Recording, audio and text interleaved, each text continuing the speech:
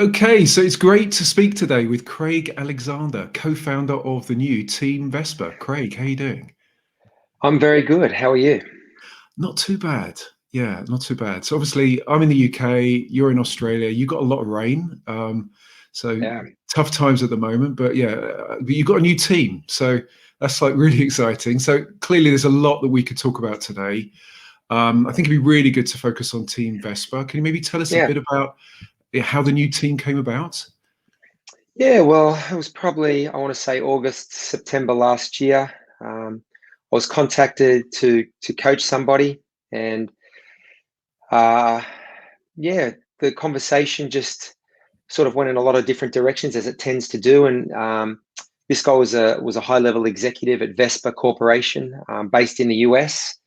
And yeah, as we chatted, I mean, we chatted a lot about his triathlon journey and some of the things he wanted to do with his training and racing. And it sort of got more to, I could see he had a desire to understand more about the business of triathlon. And I guess there was a desire on his part to want to invest in the sport on a number of different levels. And, he asked me if I could help him do that. So, yeah, I sort of put together a plan of different ways that they could, I guess, leverage their brand into the sport. Uh, and him being a triathlete himself, I think obviously it was an easy sell. It wasn't a sell at all. He was already sold on the sport, and he saw what you and I see, which is, what triathletes at all levels, whether you be a beginner, an age group, or a professional, what they bring in terms of the values of performance and also the lifestyle within our sport as well. So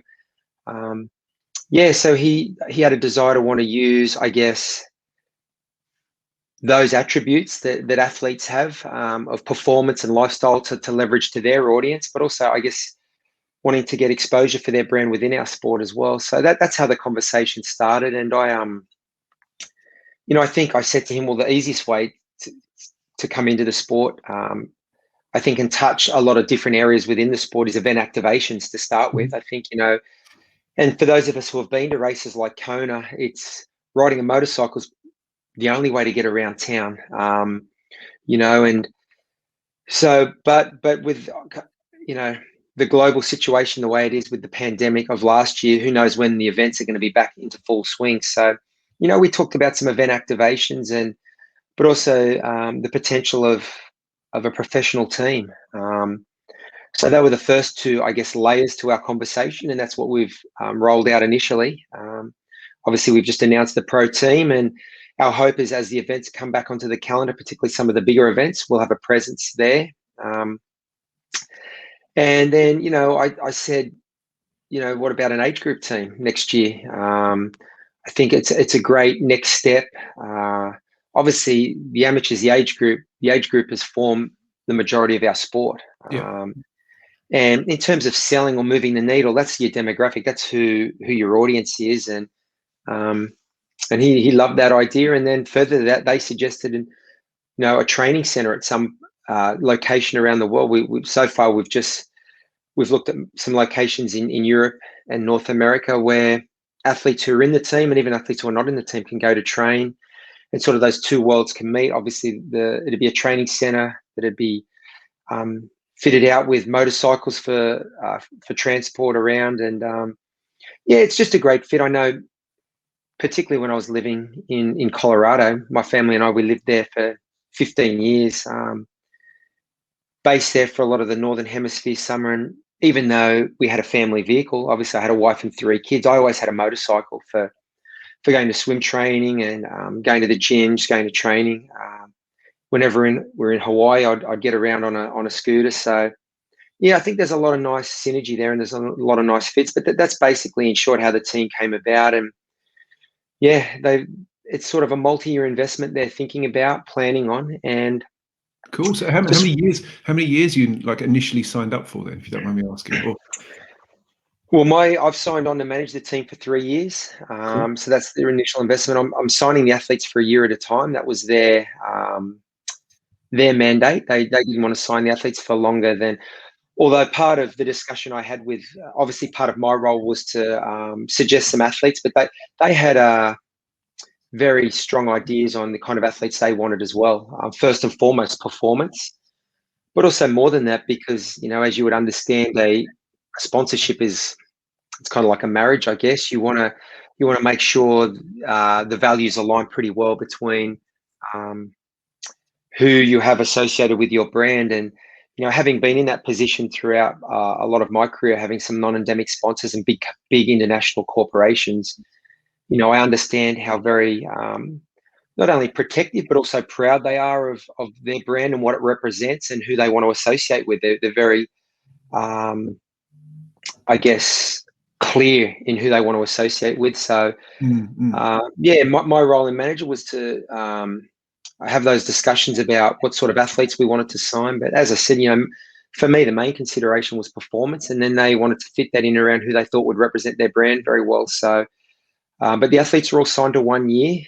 I think once you get your foot in the door, though, I think if they perform well, they'll have the inside running to re-sign for sure, because you know, a lot of these relationships longevity is an important thing, I think. You know, so I think the athletes who are in the team have an inside running, but also, you know, they've also given me a little bit of, I guess, latitude. I asked for more budget this year to try and sign more athletes. They wanted 8 athletes for year one, and 4 men, 4 women.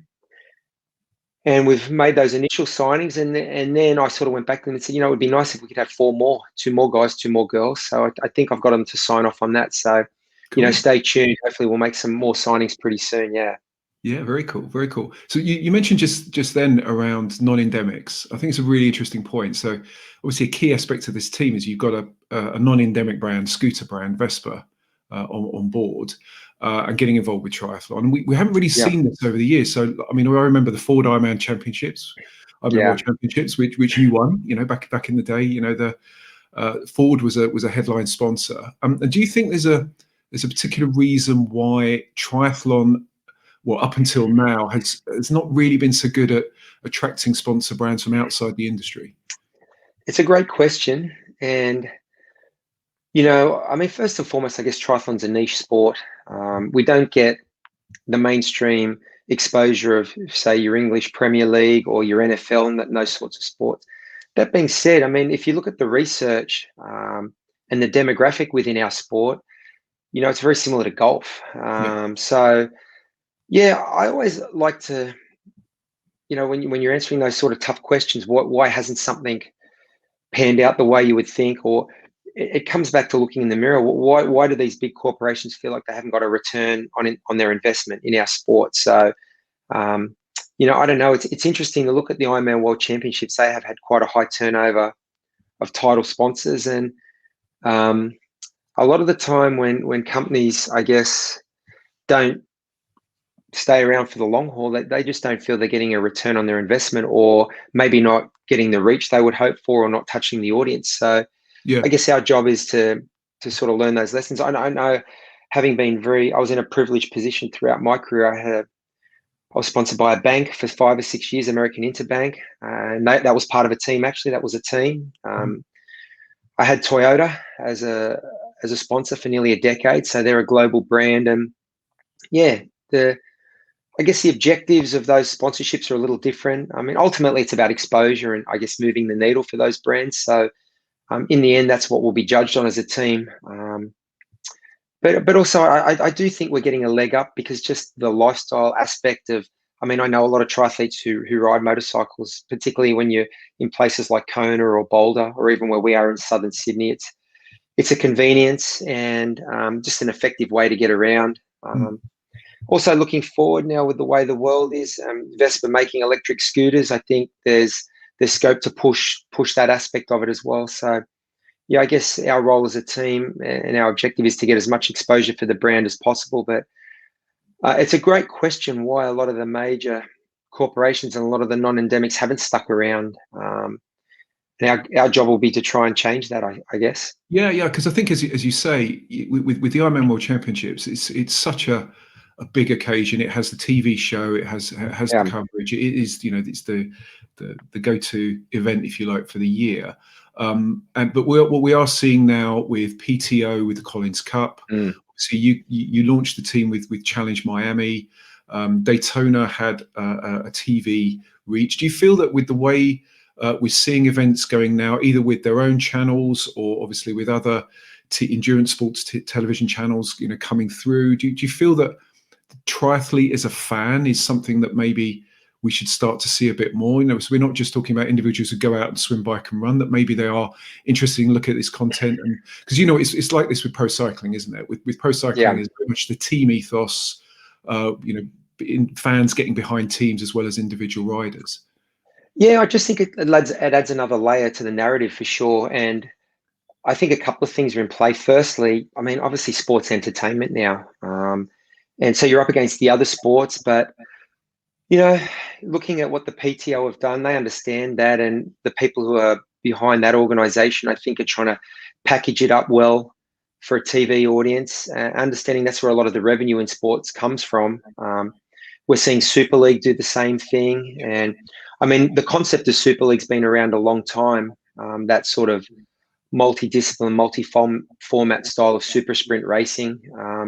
But I think what the Super League are doing, taking it to a wider audience, I mean, it can only help build the following. And I know the PTO are really strong of the opinion they're just trying to build personalities and storylines behind some of the rivalries. And it's a nice segue into the Collins Cup, which they've put on, which is a team style event, sort of in the mold of the Ryder Cup in golf or the Davis Cup in tennis. I think it just brings another element, perhaps another audience to the sport, where you can, even though triathlon is an individual sport the same way golf is or tennis, having one or two events a year where you have that team sort of aspect, Team International up against Team Europe and Team America, Team US.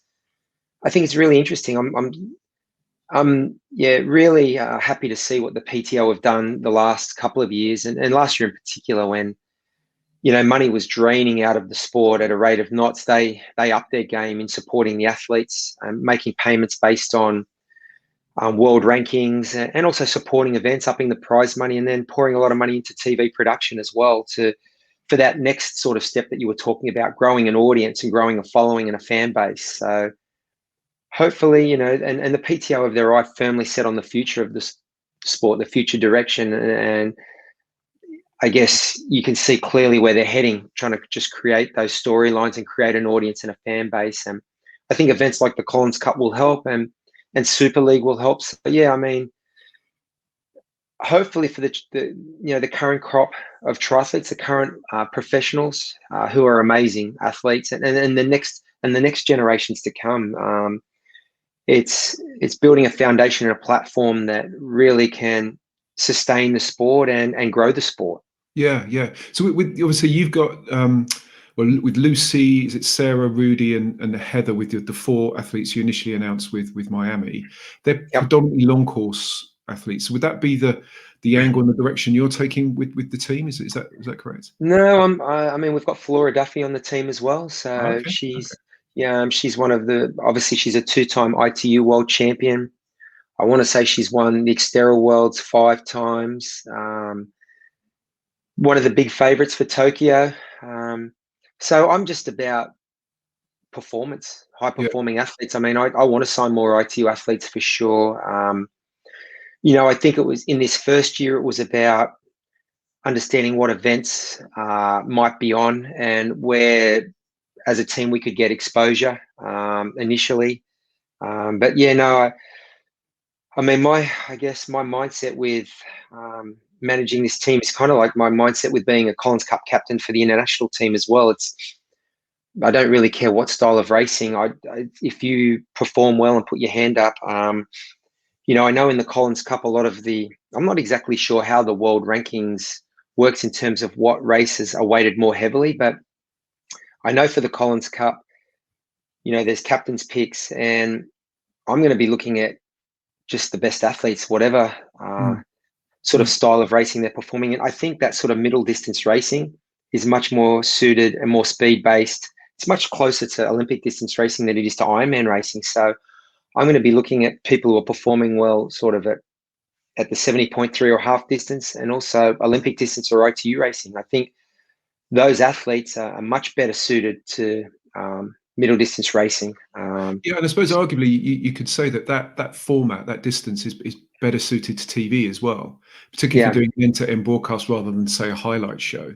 Because watching 8, 9, 10 hours of Ironman racing isn't necessarily for everyone. Maybe it's for some. Well, but I suppose like linked with this, with as you say, with the Collins Cup, with what Super League are doing with their formats. I think also Super Leagues with the arena games and how they're I think been very innovative with real world and virtual combinations. I think able to get a race off this month is going to be something else as well.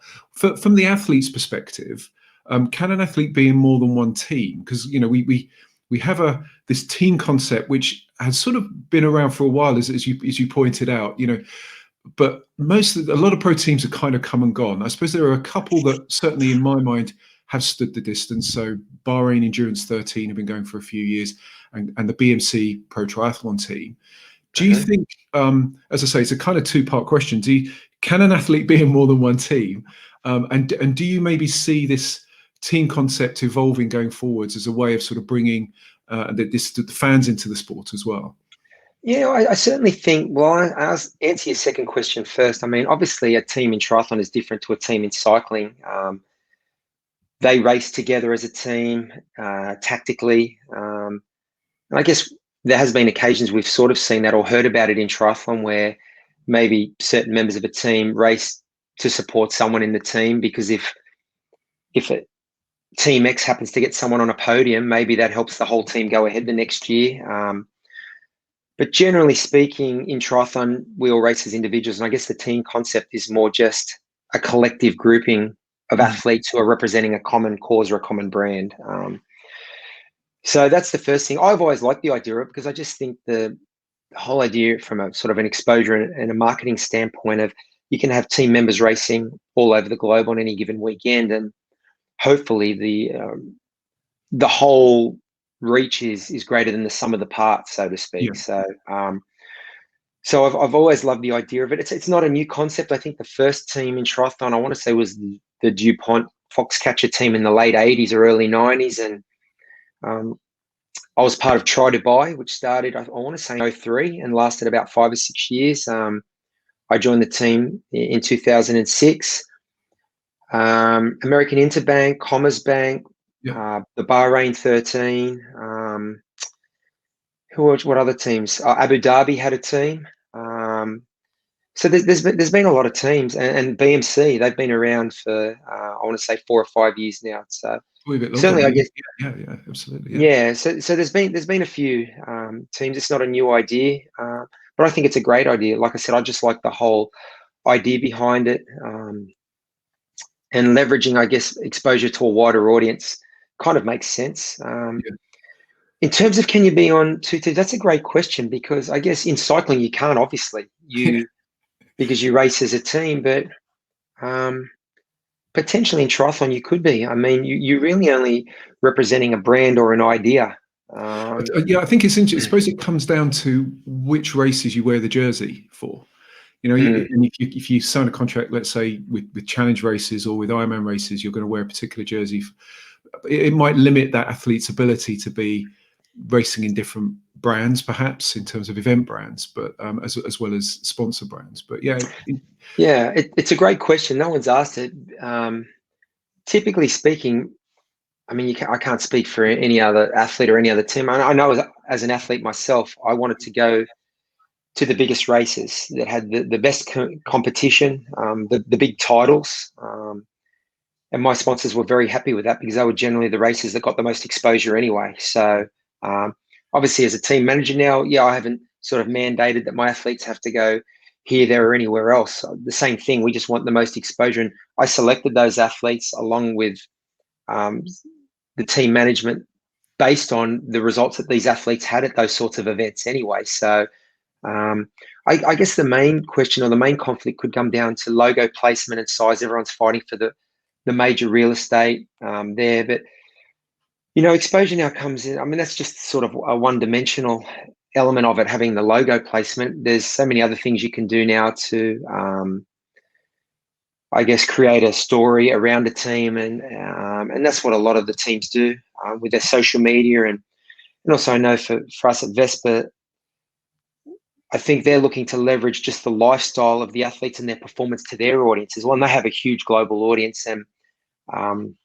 they just see it as a perfect fit. You know, you've got these performance athletes; they see themselves as a performance brand, but also the lifestyle within triathlon, it just fits perfectly.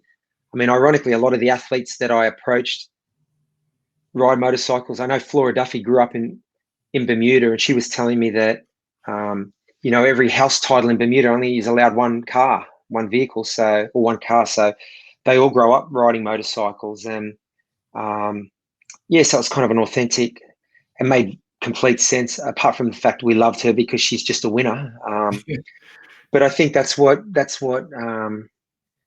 Vespa are looking like. They're looking at the Floras and the Lucys, and then they want to take what they represent to their audience as well. So it's not just a logo placement on a kit, but I think there's a lot of conflict. All sponsors want the prime real estate, and that's where maybe getting on two teams simultaneously might become a problem. I don't know, but in the end, you know, as I said, I know with my own sponsorship portfolio when I was an athlete, you know, when you're in a privileged position of trying to win world titles, it's all about performance. That's all you're thinking about. You only associate with products that can help you do that, because ultimately, when you win, all the money in the world comes anyway.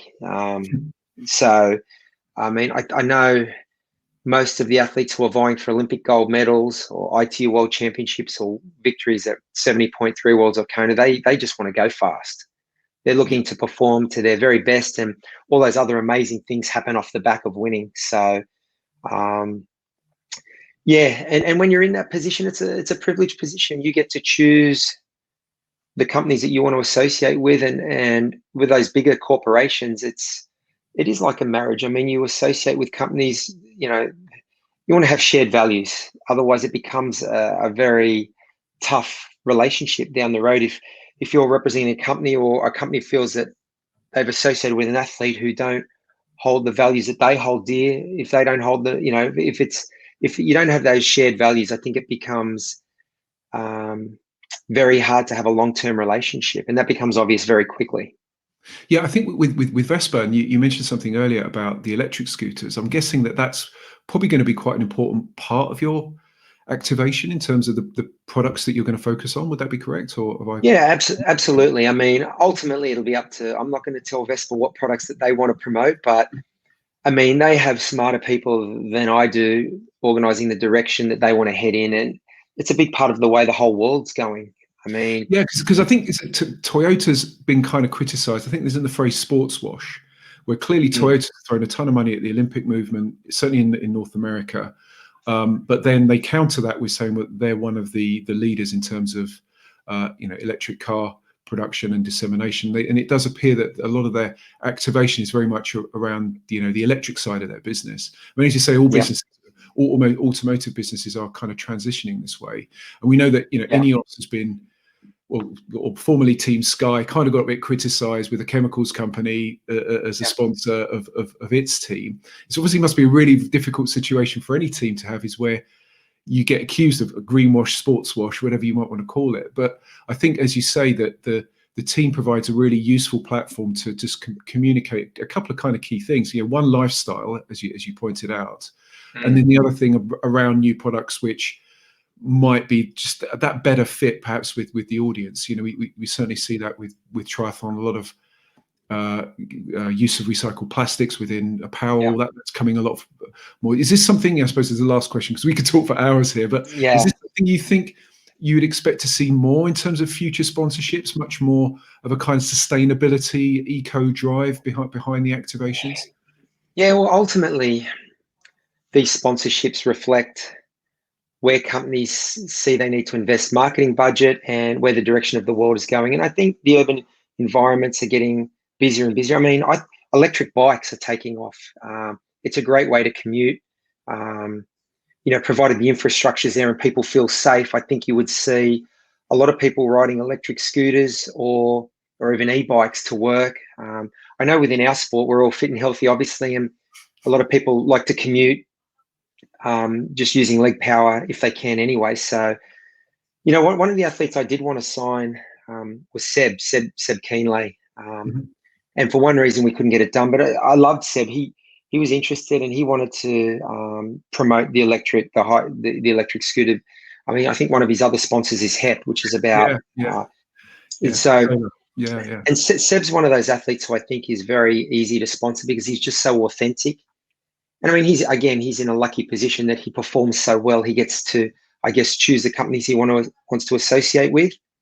But he associates with companies that, I guess, represent causes that are close to his heart. So, you know, and every athlete gets that choice. You get to pick if you're a high level athlete who you want to associate with. And Seb always picks, you know, I think, and that was one of the things. I just think he's a very authentic character within our sport, apart from the fact that he's a world champion and just a really good guy. I think for me, he embodies all the things that as a brand you would want to associate with, just honesty, integrity, and then add to that, he's, you know, a multiple world champion. That doesn't hurt either. So, but, you know, to your point, money drives a lot of things, doesn't it? It drives political decisions, it drives legislation, and it drives marketing and budgets and where people want to attract or distract attention to or away from. And, you know, I know, having been up in China to race a lot from 2015 onwards, you know, they were trying to get a lot of the electric scooters and electric motorcycles up there because, of course, their cities have millions and millions of people. And it just makes sense. We're getting more and more populated as a world, and finding ways to check a lot of boxes. I mean, we need to transport ourselves around, but how do we do that in a sustainable fashion? So I think, to your point, I think a lot of sponsorships moving forward and will be driven and directed by those sorts of decisions for sure, and the way that the world we're heading, what direction we're heading in. So you said it with, you know, a lot of race organizers using recycled plastics and or recyclable materials. So I just think that's the way the world's going now, and we have to head that way for sustainability. Yeah, yeah, definitely. Well, on that note, I hope that the Vespa brand is sustainable within triathlon. I think it's going to Let's be hope really so. exciting, really cool to see. Yeah. And thanks ever so much for your time. Really appreciate your time, and yeah, stay safe and keep well. And yeah, look forward to hearing more about Team Vespa going forwards. Well, I appreciate your time, Gary, and the invite to come on and chat about it and a few other things. So yeah, take care. Keep in touch. Talk to you soon. Cheers. Bye bye.